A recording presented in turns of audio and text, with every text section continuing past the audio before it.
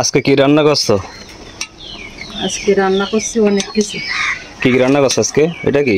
Tomato দিয়ে, tilapia মাছ দিয়ে, কাঁচা মাছ চচ্চড়ি আর উচ্ছে দিয়ে খয়রা মাছ। তো এটা কি? এটা এই যে ছোট কড়াইতে কি রান্না করছো? এটা এটা কাঁচা মাছ। কাঁচা মাছ বলতে কি মাছ? এটা খয়রা মাছ। খয়রা? এটা কিভাবে রান্না করবা? এটা কাঁচা রান্না করছি হাতে মাখা। মানে হাত ঘষা, যার বলে আমাদের যশোর জেলায় হাত ঘষা রান্না, তাই তো? হ্যাঁ। তো এতে কি কি দেছো? সর্ষে বাটা, রসুন বাটা, জিরে বাটা,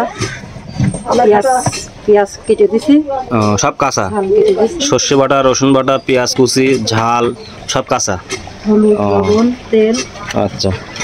আর ওইখানে কি ওটা বড় মাছ নাকি? সবকিছু দিয়ে হাতে মাখিয়ে রান্না করবো।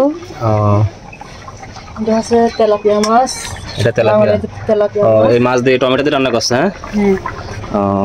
তো দর্শক বন্ধুরা, যেহেতু আমরা যশোর জেলার মানুষ, আমরা কিন্তু এই রান্নাগুলো খেতে খুব ভালোবাসি। যেরকম আপনার কাঁচা মাছ, এটা কোনো ভাজা হবে না। এই যে এই মাছটা যেমন ভাজি করে রান্না করা হচ্ছে, এটা কিন্তু কাঁচাই খেতে হয়, ঠিক আছে?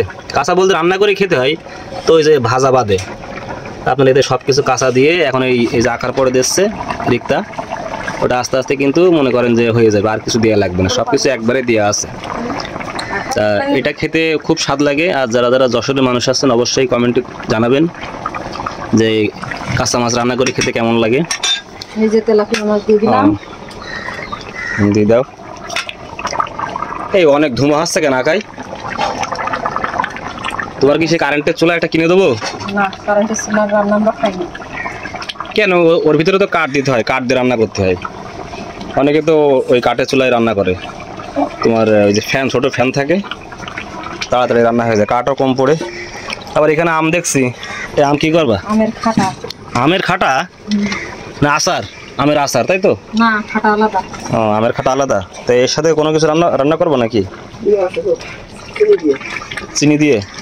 ওই তো সে চাটনির মতোই তো। না, এটা পাতলা ঝোল হবে, ডালির মতো। ভাত দিয়ে খাওয়া যাবে এটা? হ্যাঁ। দেখবানি খেয়ে, যত সব আজকে রান্না বান্না সব তোমার কাছে। এসব আইডিয়া পাও কেন তুমি? এটা শাশুড়ি আম্মার আইডিয়া।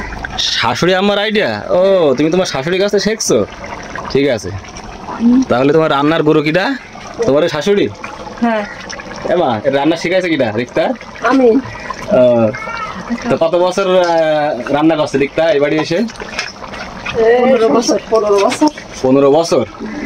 আর এর আগে কিন্তু আমার মা রান্না করতো। ও আসার পরে এখন ওই রান্না করে, মার কাছ থেকে সব কিছু শিখে নিয়েছে। আর আমার মার হাতে তো অনেক রান্না, অনেক সুন্দর মার হাতে রান্না। যেহেতু তার হাতে রান্না সুন্দর বলে আজকে রিক্তার হাতে রান্নাগুলো সুন্দর হয়। যেহেতু কালকে সকাল থেকে যে পুরি খাবেন আমাদের বাসায় চলে আসবেন। পুরি? সকালে পুরি? হ্যাঁ। তাই? আচ্ছা, আমার এলাকার যারা আছে তারা আসবে, দূর থেকে তো আসতে পারবে নাকি? সবাই আসবে। আর যদি আমাদের ভিডিও দেখে আমাদের ভালোবেসে যদি আসতে চায়, আসবে, এসে ফ্রি খেয়ে যাবে, সমস্যা নেই। দূরের মানুষ যারা আছে, কিন্তু এলাকার মানুষ না। যারা আমাদের ফলোয়ার, যারা আমাদের ভিডিও দেখে, লাইক কমেন্ট শেয়ার করে, তারা অবশ্যই আসবেন। দাওয়াত থাকলে রিক্তার হাতে পুরি খেয়ে যাবেন। পুরির ভিডিও দেবো কাল থেকে ইনশাল্লাহ। তো আজকে ভিডিও এই পর্যন্ত। সকলে ভালো থাকবেন। আল্লাহ হাফেজ।